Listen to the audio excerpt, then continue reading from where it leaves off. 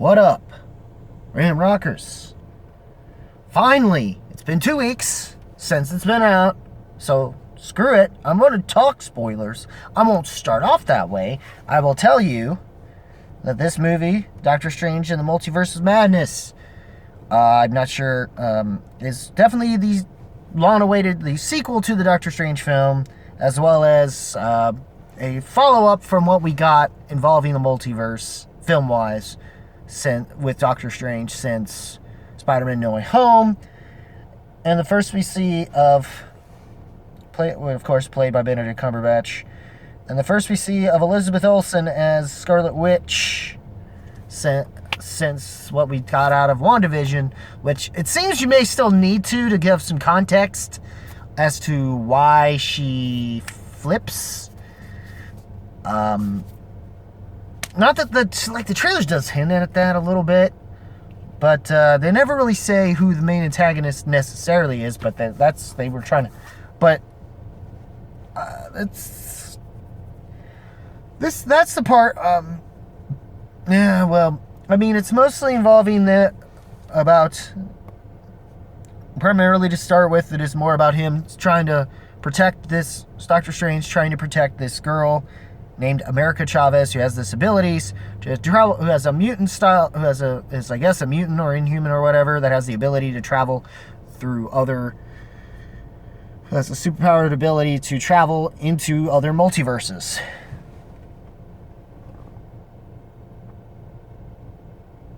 And it's hinted that she'll probably be, since there potentially might be doing a Young Avengers film or series maybe, she's probably going to be one of them, of course, and they're building to that, and eventually something of a bigger scale, but I don't know when, but it doesn't seem that this one is nearly as big scale as that, but it's, I guess, close enough, I guess, for the time being. But for the most part, this film is also directed by Sam Raimi.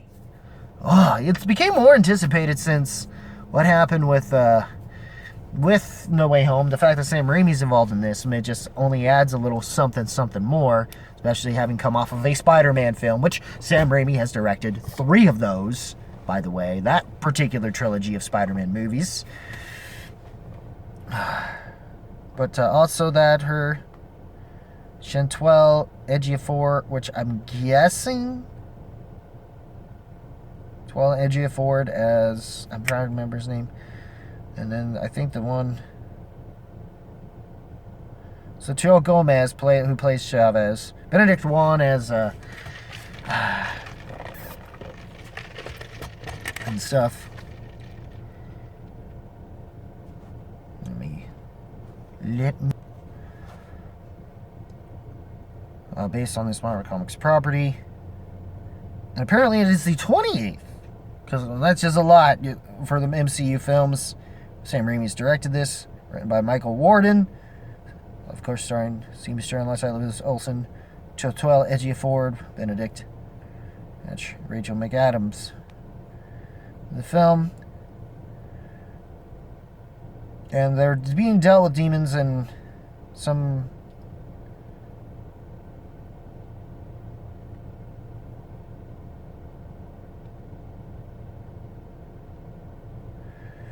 Benedict Wong playing, well, Wong. Figure that. Ejiofor is Mordo. Carl Mordo.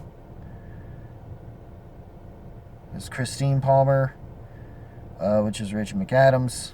And there's Nicodemus West.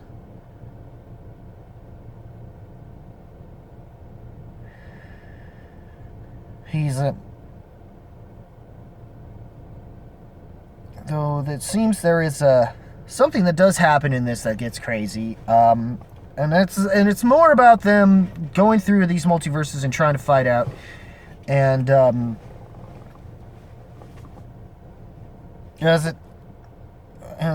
the most part, this film does enough. I liked what was going on. I feel like Benedict Cumberbatch got wasn't too far off from what he kind of already was at this, from from the last Doctor Strange, yet alone the little moments we got from him in the Avengers, Infinity War, and Endgame, as well as what we kind of already expected out of him since No Way Home as well.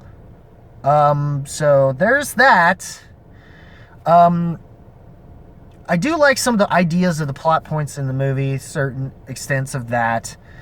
But for the most part, I liked it. I mean, I like this movie. I try to stay away from a lot of the spoilers like I did with No Way Home, and I think this time around way more, I definitely didn't have to worry about it nearly as much as I did with No Way Home for some reason. But I was able to enjoy this movie a lot more. And I was able to enjoy it. I was like, I kind of knew it was something was going to happen. I didn't know it was going to happen that soon, and it actually made me realize, oh, okay. And it just made things more interesting. And they made said character more of a much scarier in a very Carrie meets Terminator kind of way. Raimi, you definitely tell Raimi's directing this. Some of his horror stamps and his more comedic tones as well are stamped in here as well, that he's showcased in the Spider-Man films and throughout what he's done, and the horror style tones more so found in the Evil Dead series and Evil Dead films he did, as well as, the TV series Ash versus Evil Dead, and so stuff of that nature. And as someone who's been a fan of Raimi more so from really dating more back to the TV shows he would do in the 90s, specifically Hercules and Xena Warrior Princess. More specifically, I think Raimi was involved in those. I believe. Could be wrong. I mean, which I believe he was, because of his brother's heavy involvement as a recurring character, and a specific someone in the Xena series. I think Xena was more Raimi though, but I digress. It was those shows that I kind of grew up with watching those shows with the family for some reason. And it was just one of those things. Or at least we taped it and watched it together, I guess, when, VHS was a thing, because that's how old, God, I'm old. But anyways, and I enjoyed this film, and it's very much its own Sam Raimi-ish thing. It's still a sequel to sort of Doctor Strange, but it's its own thing, kind of, sort of. There's still some little things you gotta do, and some things there's like maybe one thing I understand, a big complaint that just didn't happen at all, that made no sense that it didn't happen, and I don't know why. I don't know.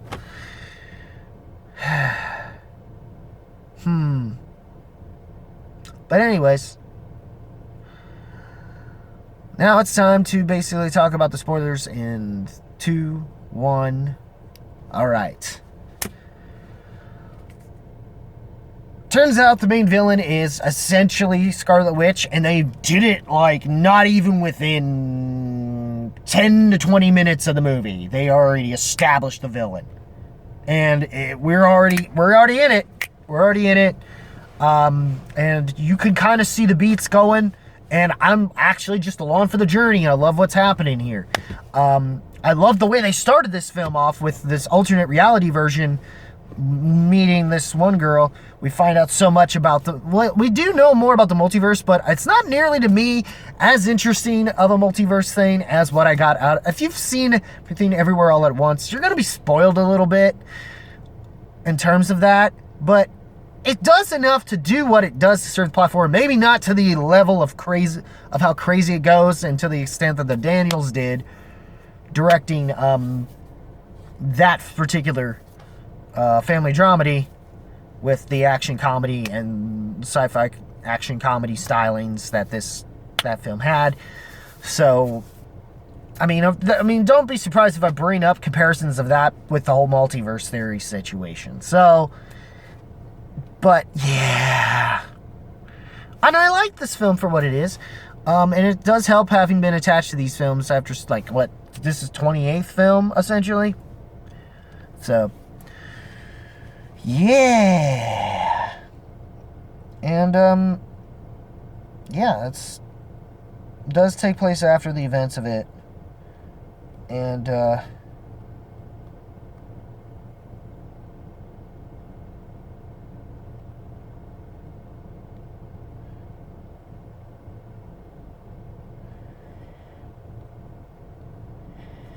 And then I liked, and they were basically in a universe looking for what is known as the Book of Vishanti, which is, I guess, the better alternative of what is essentially the Darkhold, which apparently was in whatever had happened from the events involving the Darkhold that affected did Wanda Maximoff, made her more like Scarlet Witch, the Scarlet Witch we've come to know at this point. And she basically turns after Maximoff's powers and tries to use them so she could be with the kids. She's basically being selfish. And the way this film goes about is it's also its lesson. I would like the spoiler review that Hizzy did, and I think maybe Heavy Spoilers talks about it as well. I've yet to really fully deep dive into the Heavy Spoilers one, but video about that. But it was that one specifically that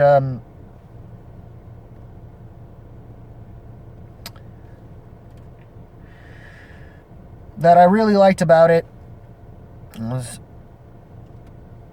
so he can get to her kids, which are apparently from other universes, but the way she's going about it is clearly not that great, and it's pretty selfish, but you see her motivations and the way she comes about it and how menacing she is.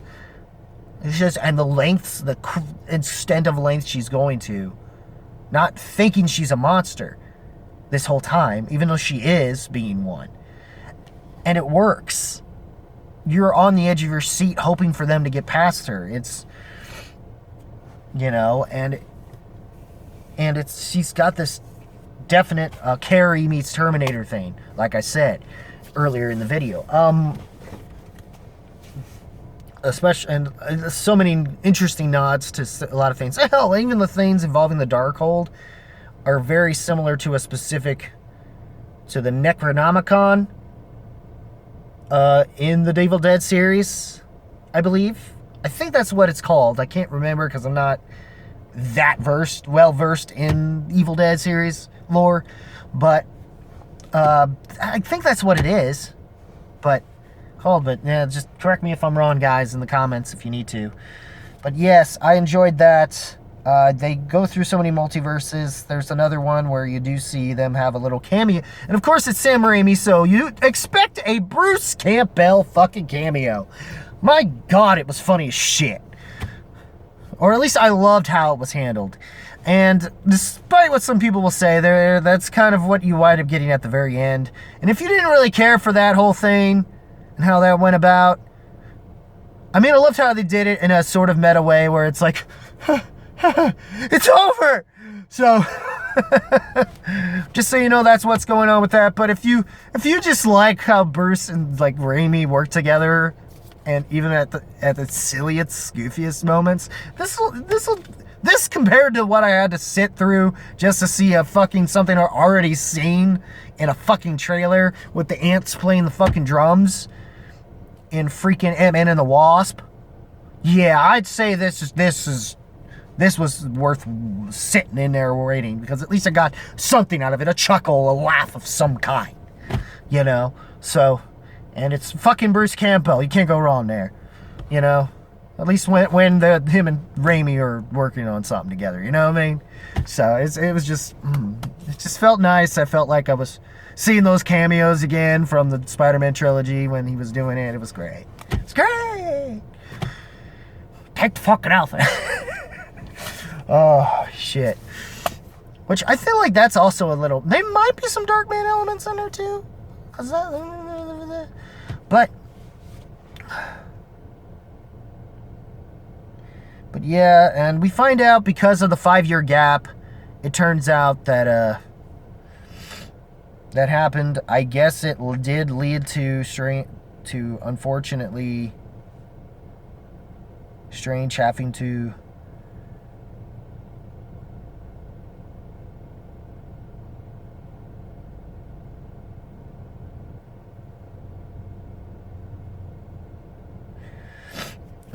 basically things with Christine Palmer. She basically got married to someone else who also happens to be a fan of what's strange in his work, so, which was funny, in its own right. But for the most part, they see that, and she's moved on. He sort of accepted it, but not quite at this point in the movie, or at least he's learning to accept it. What I freaking also love is that in this other Earth, other multiverse, Earth 838, apparently it's called. Apparently, Mordo is the Sorcerer Supreme at this one, which he is a part of alongside Peggy Carter as the Captain Britain of that universe. Black Bolt, essentially.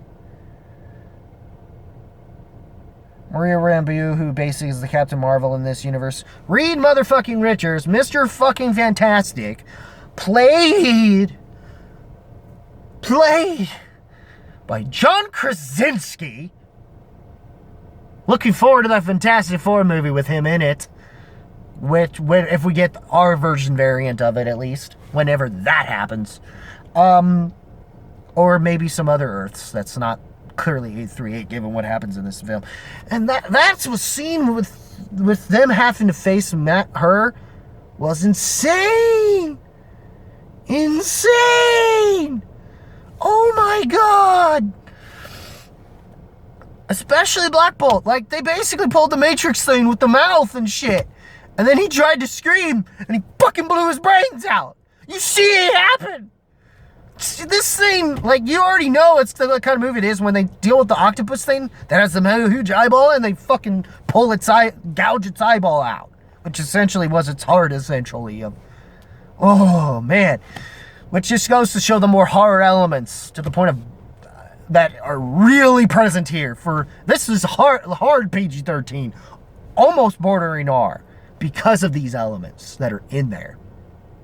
But they are able to pass it, I guess. It's passable because it's not human-ish, I guess. But it's still gory for what it is, regardless. Sorry to spit there, Jesus. But yeah, but can you blame me for that? Holy crap, especially Black Bolts, and then how they kill off the others. Like, they turn freaking Mr. Fantastic gets turned into freaking spaghetti bubblegum stream fucking shit. Like,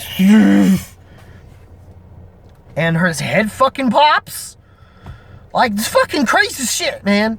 Maybe not to the extent of Everything Everywhere All at Once, but still, they went there for more MCU film. It's Raimi's stamp is there in almost the best kind of way.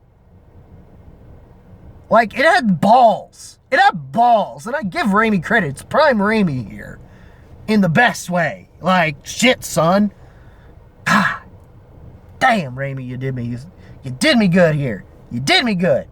I don't care what anyone else says. If they want to shit on this, say it's mid-tier. And you know what? If mid-tier means this is better than the first Strange, then you know what? Yes, I will say it's better than that. The fucking thumbs up for sure. Which I should have said that earlier before I started this rant on the spoilers. But regardless. Oh, shit. And then Charles Xavier, when he comes in, he's in his yellow chair from the fucking animated series, and you hear the fucking classic theme. I mean, fucking hell, man. Woo! Even though we all knew, whoever heard it, it was like, what? I think we all knew. We didn't know that extent they were going. And Charles, at least in this movie, did more than the other members. And they got the actor who played Black Bolt, the same Black Bolt, from the TV series that everyone called shit. I guess this is a different version of that. I don't know if maybe they're going to retcon and fix that, and this is their way of attempting to fix it, I guess. I don't know. Poor Black Bolt didn't get a chance to really showcase anything other than the flashback they tried to showcase, and thinking that it was Strange was the problem, even though Strange kept warning them it was Maximoff, and this was, you know, I get the people's issue about it being that, you know, they kind of get wiped out after they just talked themselves up from having kicked Thanos' fucking ass. Even though it sounded like Strange did most of the heavy lifting, though, to beat him in that universe. So, and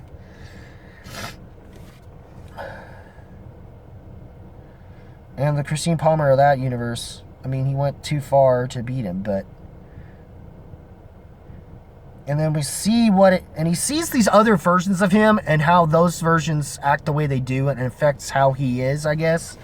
Also, he got to to the point where he had to use the Darkhold to possess a zombie version of the Stephen Strange from the beginning of the movie. And that was horror in and of itself, especially with the demon things that looked like fucking Deadites. Another Evil Dead callback, and that's what led to the Strange thing you see at the end, where he's just fucking doing this weird fucking multi-arm looking fucking thing, where he's basically just taking up all the other creatures and using them and shit. It's fucking crazy. Oh. One was pretty cool.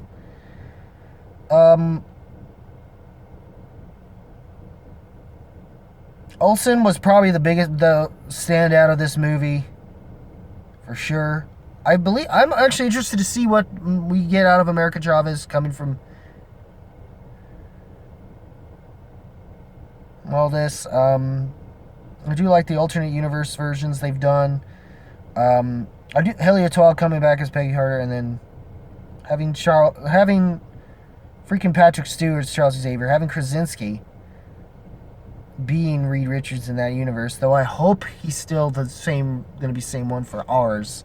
However they're going to handle that, I guess. I don't think they'll do an Origins, or if they're going to skip past that. Yeah. And then there's and then something happens to where he pries open to where what happened from using the Darkhold to help save her eventually led to him, like the other version that had the Darkhold, been possessed from the Darkhold, that was trying to use it to basically for the same selfish type reasons, since that of not letting go, that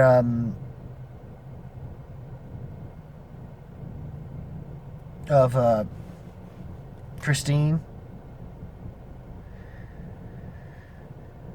And we find out apparently a certain other actress comes in to play another big character that is involved in the Strange's universe. That's really neat.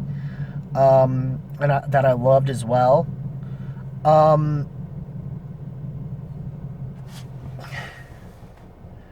Well, I mean,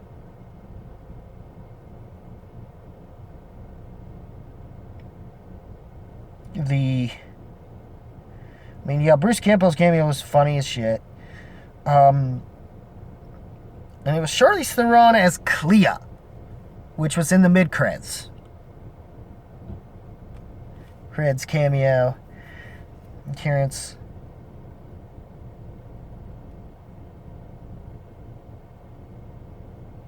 And Waldorn makes a cameo appearance as...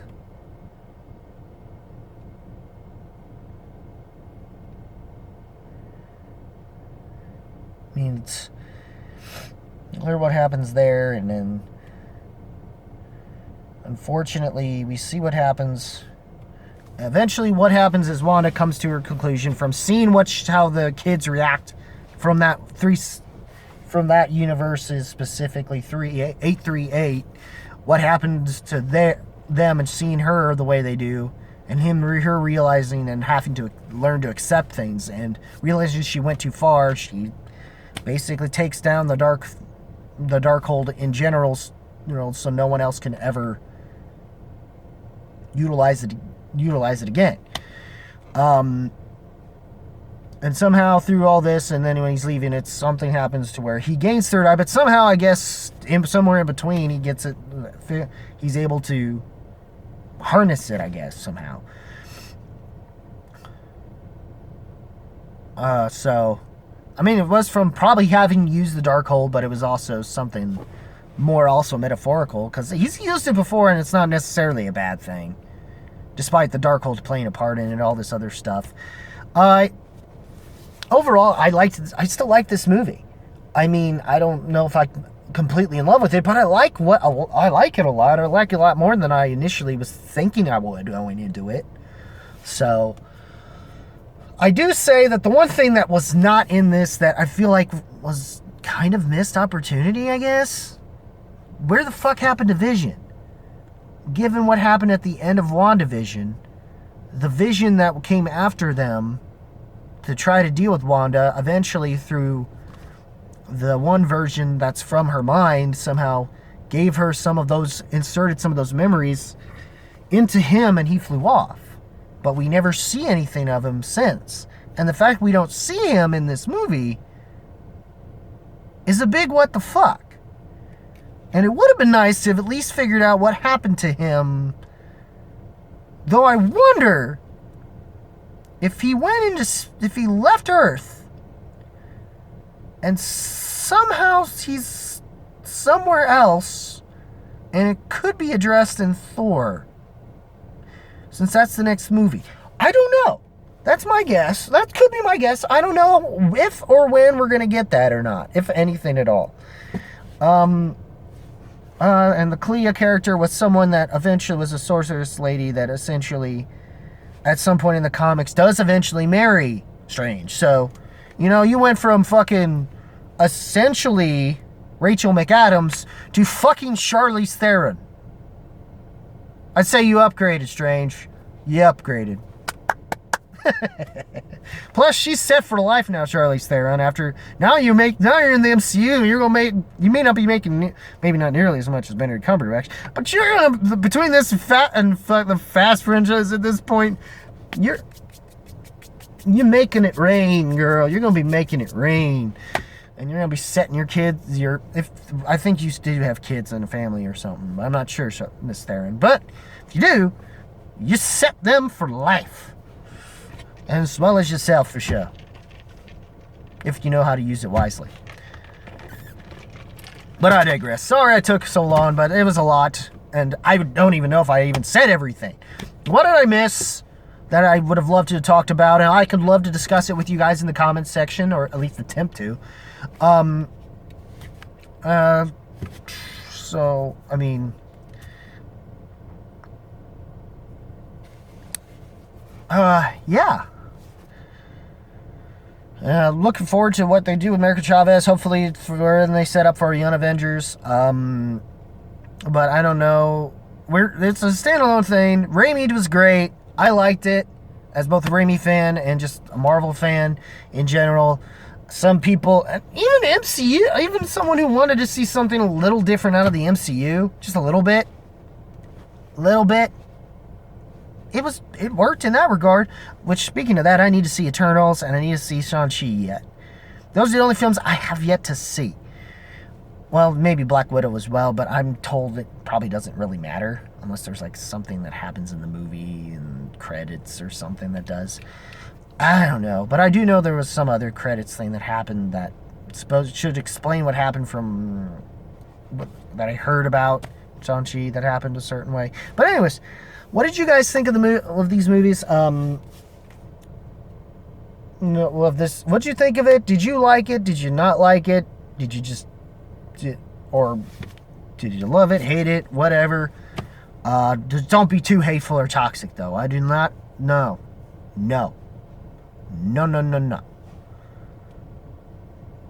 Regardless, as long as you're not that, leave it. Whatever it is, regardless, leave a comment below. Let me know. As always, guys, keep it random, keep it real.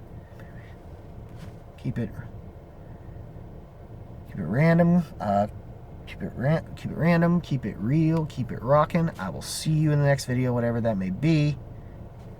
Take care, y'all.